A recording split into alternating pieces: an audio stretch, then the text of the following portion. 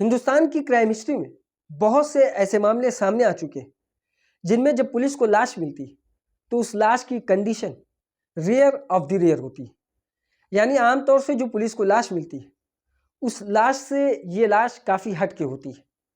यानी इसके साथ बेहद दरिंदगी से पेश आया जाता है और इसके साथ बेहद क्रूरता अपनाई जाती है। आज की ये कहानी पुणे की और पुणे पुलिस को भी एक ऐसी ही लाश मिलती है जिसकी condition rare of the rare होती है। यानी आज से पहले पुणे पुलिस के इतिहास में कोई ऐसी लाश सामने नहीं आई थी। पुणे में एक गांव है जिस गांव में एक व्यक्ति की लाश मिलती है और इस लाश की जो कंडीशन होती है वो ये होती है कि इस व्यक्ति का जो सर होता है वो गायब होता है और बाकी का जो धड़ होता है वो धड़ टुकड़े टुकड़े हो चुका होता है। यानी एक खेत में एक लाश जिसका सर गायब हो और उसका धड़ मौजूद हो लेकिन धड़ भी उसका टुकड़े टुकड़े हो जाए और ये लाश एक रोटावेटर में फंसा हुआ हो। यानी एक ट्रैक्टर के रोटावेटर में जिससे खेत जोता जाता है, खेत में जोताई होती है, मिट्टी को नर्म किया जाता है, उसी रोटावेटर में इस व्यक्ति की लाश फंसी हुई होती है और लाश के टुकड़े टुकड़े हो चुके होते हैं। फौरन इत्तेफाक से जब एक व्यक्ति की नज़र पड़ती है खेत में, वो देखता है कि रोटावेटर में एक व्यक्ति की लाश फंसी हुई, वो फौरन पुलिस को कॉल करता है। पुलिस के लोग आते हैं, बाकी आसपास के गांव के लोग इकट्ठा होते हैं। पुलिस आती है तो जब उसका मुआयना करती है तो पहला अंदेशा ये होता है कि आखिर ये व्यक्ति कौन है। तो उसमें बहुत ज़्यादा मशक्क़त करने की ज़रूरत नहीं होती क्योंकि सबसे पहले पुलिस ये पता लगाती है कि आखिर ये ट्रैक्टर और रोटावेटर है किसका। तो पता ये चलता है कि ये ट्रैक्टर गांव के ही एक व्यक्ति जिसका नाम सुभाष उसका है। पुलिस अब फौरन ये समझती है कि शायद ये लाश भी सुभाष ही की हो। पुलिस सुभाष के घर वालों को इत्तला देती है। घर वाले भी फौरन वहाँ पर भागते हुए आते हैं और आने के बाद उस लाश को देखने के बाद वो शिनाख्त करते हैं कि हाँ ये उन्हीं के परिवार के सदस्य की है, यानी सुभाष की ही है। और साथ ही पुलिस ये थ्योरी लगाती है कि इस ट्रैक्टर को वो चला रहा होगा और खेत की जुताई करने के दौरान वो गिरा होगा और इस रोटावेटर की जद में आने की वजह से उसकी मौत हो गई होगी। लेकिन अभी पुलिस को एक शक सताया जा रहा था, वो ये कि आखिर इस व्यक्ति का जो सर है वो कहाँ गायब है। पुलिस अभी इसकी तफ्तीश में जुटी ही थी, लेकिन सारी कागजी कार्रवाई करने के बाद पुलिस इस लाश को परिवार के लोगों के हवाले कर देती और उस लाश को अंतिम संस्कार के लिए अंतिम संस्कार स्थल पर लेकर जाया जाता है और इसका अंतिम संस्कार कर दिया जाता है। यानी ये जो घटना थी वो 17 दिसंबर 2022 की थी और 2022 17 दिसंबर को ये लाश मिलती है, जिसके बाद 18 दिसंबर को इसका अंतिम संस्कार कर दिया जाता है और उसके बाद 4 दिन के बाद यानी 22 दिसंबर को इस सुभाष का एक शोक सभा रखी जाती है। वहाँ गांव के करीब एक नदी होती है, जिस नदी के करीब सुभाष की शोक सभा रखी जाती है। उसमें सुभाष की तस्वीर का एक पोस्टर बनवाया जाता है, जिस पोस्टर पर एक लाइन लिखी होती है और वो लाइन ये होती है कि आपकी यादों को हम अपने दिल में हमेशा जिंदा रखेंगे।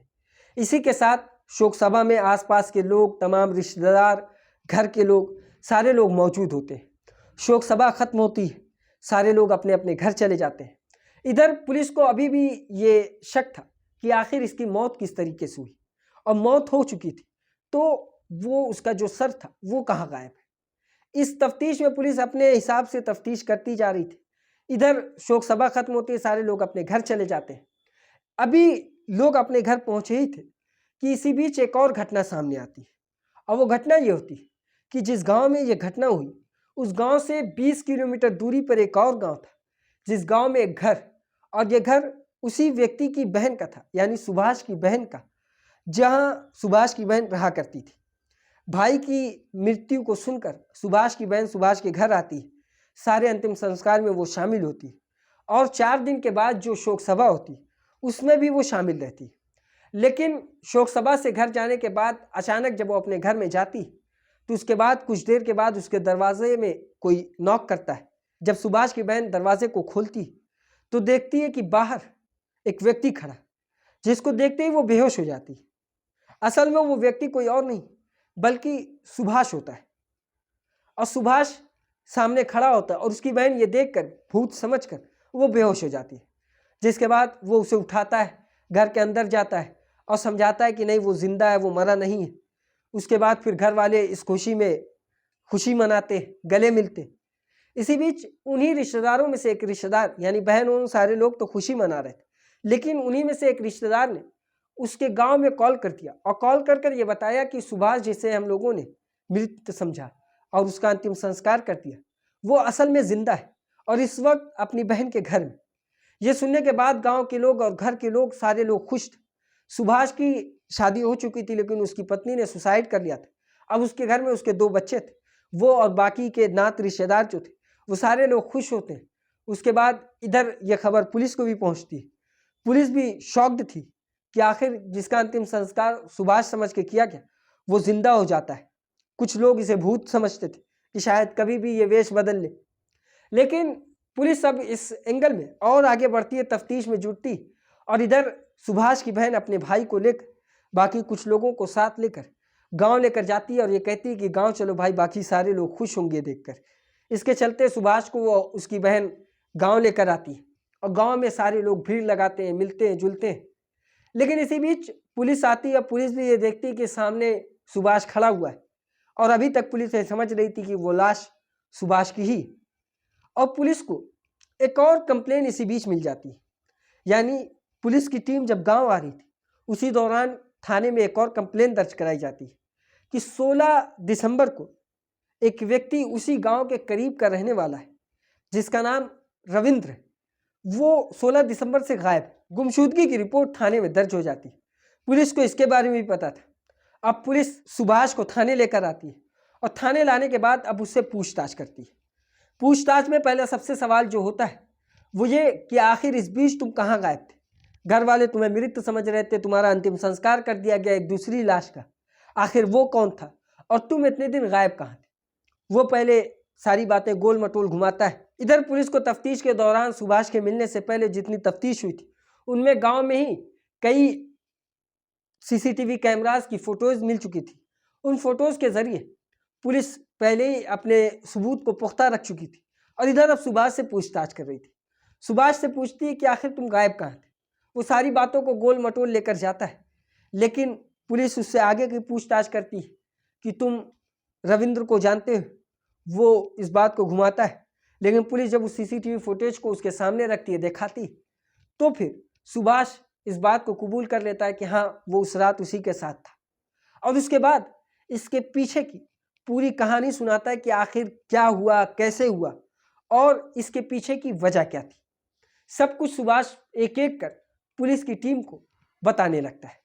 तो कहानी ये थी कि असल में सुभाष और रविंद्र जो थे वो दोनों दोस्त थे और सुभाष की शादी हो चुकी थी। सुभाष की पत्नी ने कुछ साल पहले सुसाइड कर लिया था। इसके बाद अब उसके पास उसके 2 बच्चे थे। इसी बीच सुभाष की मुलाकात बगल के ही गांव की एक लड़की से होती है। इन दोनों के बीच दोस्ती होती है, दोस्ती रिलेशन में बदलती है। धीरे धीरे कुछ वक्त बीतता है। कुछ वक्त बीतने के बाद अब सुभाष और वो लड़की दोनों आपस में शादी करना चाहते हैं, लेकिन सुभाष का कहना यह था कि वो अगर शादी करेगा तो उसके खानदान के लोग, नात रिश्तेदार, ये सारे लोग ये शादी से राजी नहीं होंगे, उसे ताना देंगे, क्योंकि उसके बच्चे भी बड़े हो चुके हैं, वो भी इसके मुखालिफत में खड़े हो जाएंगे। इस वजह से वो ये कहता है कि वो शादी शायद इस तरीके से ना कर पाए, जिसके चलते वो प्लान करता है कि आखिर ऐसा क्या हो कि हम दोनों एक दूसरे से शादी कर लें। और शादी करने के लिए उसने प्लान किया कि वो अपने आप को मुर्दा साबित करेगा और अगर उसे मुर्दा साबित करना है तो उसे किसी और का कत्ल करना पड़ेगा। और वो ऐसा करता भी। जो 16 दिसंबर की रात जब सुभाष और रविंद्र एक साथ जाते हैं, उसी रात सुभाष ने अपने साथ रविंद्र को एक क्रिकेट टूर्नामेंट दिखाने के बहाने अपने साथ लेकर जाता है। वो उस क्रिकेट टूर्नामेंट में साथ जाते भी और साथ जाने के बाद कुछ देर वो वहाँ पर रहते हैं।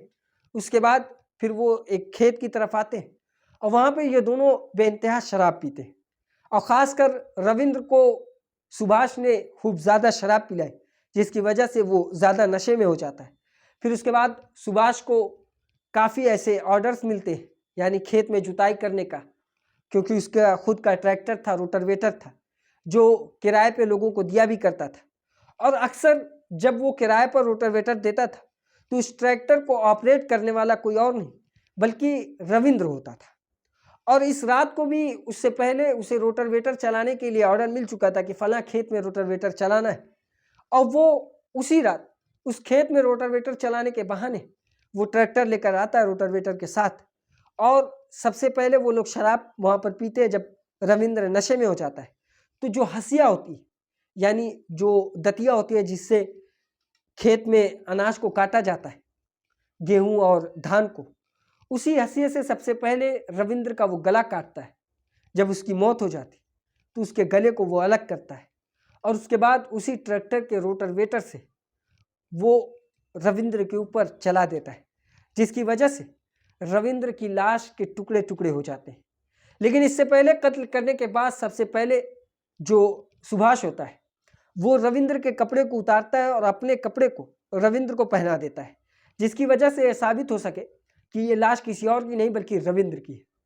और इधर वो रविंद्र के कपड़े को खुद नहीं पहनता, वो उसके कपड़े, हंसिया और वो शराब की तमाम बोतलें वो अपने साथ लेता है, और साथ ही उस बोतल को लेकर वो पैदल रात के अंधेरे में निकल जाता है। उस वक्त तक उसके शरीर पर कोई भी कपड़ा नहीं होता है। इसके पीछे की वजह होती है कि अगर वो कपड़ा पहनेगा तो लोग उसे रविंद्र समझेंगे और उसे रोक सकते हैं।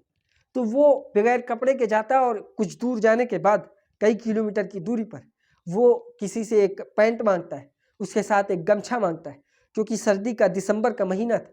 इस वजह से वो कंबल और पैंट लेने के बाद, यानी शॉल जो होती है वो लेने के बाद वहाँ से आगे निकलता है। फिर वो उस गांव की महिला को अपने साथ लेता है जिसके साथ इसका रिश्ता था। साथ लेने के बाद फिर ये दोनों प्लान बनाकर यहाँ से निकल जाते हैं, और आगे जाकर इन दोनों का प्लान था कि ये दोनों एक दूसरे के साथ शादी कर एक गुमनाम जिंदगी जिएंगे। लेकिन इसी बीच 3 दिन गुजर जाता है। 3 दिन गुजरने के बाद इधर लोग उसका शोक सभा भी मना चुके थे। 3 दिन गुजरने के बाद पहली मर्तबा सुभाष ने अपनी माशूका यानी उस महिला से, उस लड़की से ये बात बताई कि असल में उसके घर वाले अब उसे ढूंढ नहीं रहे होंगे। उसकी माशूका पूछती है कि आखिर ऐसा क्यों? तो वो बताता है कि असल में मैं अपने घर वालों की नज़र में अब मर चुका हूँ। तो माशूका पूछती है कैसे? तो ये बताता है कि असल में मैंने अपने आप को अपने घर वालों के सामने मुर्दा साबित किया है। फिर वो पूछती कि आखिर ये कैसे किया तुमने? तो बताता है कि असल में अपने दोस्त को ही मैंने बलि चढ़ाया, यानी उसका कत्ल किया, और कत्ल करने के बाद अपने कपड़े को उसे पहना दिया और उसके सर को दूसरी जगह लेकर जाकर फेंक दिया। अब जिसकी वजह से मेरे घर वाले ये समझ रहे हैं कि वो लाश मेरी। ये सुनते ही उसकी माशूका काफ़ी डर जाती है, और वो ये सोचती कि इसने मेरे लिए इतना बड़ा कदम ये उठाया और ये इस दर्जे तक पहुंच गया, तो ये आगे ना जाने क्या क्या करेगा। इस वजह से वो काफ़ी डर जाती है, लेकिन वो अपने डर को अपने अंदर ही रखती है, और साथ ही सुभाष से ये कहती है कि ऐसा करो कि तुम मुझे मेरे घर छोड़ दो। जब ये सारा मामला ठंडा हो जाएगा फिर हम दोनों एक दूसरे के साथ एक अलग ज़िंदगी गुजारेंगे। क्योंकि सुभाष उससे प्यार भी करता था, वो राज़ी हो जाता है, और उस रात वो अपनी उस माशूका को अपने साथ उसके घर लेकर आता है, वहाँ पर छोड़ता है, और छोड़ने के बाद पैदल ही वो रात के सफ़र पर निकलता है, यानी छिप छिपा कर वहाँ से निकलता है, और वो 20 किलोमीटर का सफ़र करता है। लेकिन अब इस बार न जाने उसके दिमाग में ऐसा क्या था कि वो 20 किलोमीटर सफ़र तय करने के बाद अपनी बहन के घर जाता है, और वहाँ जाने के बाद उसके दरवाजे को नॉक करता है। नॉक करने के बाद सामने उसकी बहन होती है, और उसके बाद जब वो बेहोश होती है फिर होश में आती है तो ये सारी कहानी उसे बताता है कि वो मुर्दा नहीं, जिंदा है। लेकिन आखिर ऐसी वजह क्या थी कि वो अपनी बहन को ये सारी बात बता देता है, जिसके कारण से उसके गांव तक ये बात पहुंचती है, फिर वो पकड़ा जाता है, और फिर पुलिस ये सारी कहानी उसकी ज़ुबान से सुनती है। इसके पीछे का कारण क्या था कि आखिर सुभाष अपनी बहन के घर गया क्यों? तो इसके पीछे का जो 2 रिव्यू आता है, यानी 2 तर्क जो आता है, वो तर्क सामने ये आता है कि असल में सुभाष को ये पता चल चुका था कि वो चाहे कितनी ही बचने की कोशिश क्यों ना कर ले, वो बच नहीं सकता। दूसरी ये चीज़ कि ये हत्या जिसके कारण उसने की थी, जिसके साथ रहने के लिए, अब वही महिला उसके साथ रहने से इनकार कर देती। शायद सुभाष के बताने के मुताबिक ये मामला बड़ा नर्म हो कि उसकी माशूका ये कह रही हो कि ठीक है हम लोग बाद में साथ में रह लेंगे, लेकिन उसे ये महसूस हो चुका हो कि अब शायद ये कभी मेरे साथ ना रही। तो उसे जिस कारण से उसने ये हत्या की वो सारी वजह उसके लिए ख़त्म हो चुकी थी, जिसकी वजह से वो अपनी बहन के घर जाता है और ये मामला खुलता है, जिसके बाद वो पुलिस के हत्थे चढ़ता है और पुलिस उसे पकड़ लेती। फिर उसके बाद अदालत में ये मामला चलता है, सालों तक इसकी कार्रवाई होती और शायद अब इसका फैसला आ भी गया हो या अभी भी ये केस अदालत में पेंडिंग। ये थी आज की कहानी। इसी तरह की और कहानी सुनने के लिए हमारी इस वीडियो को लाइक करें, हमारे चैनल को सब्सक्राइब करें और बेल आइकन को जरूर दबाएं।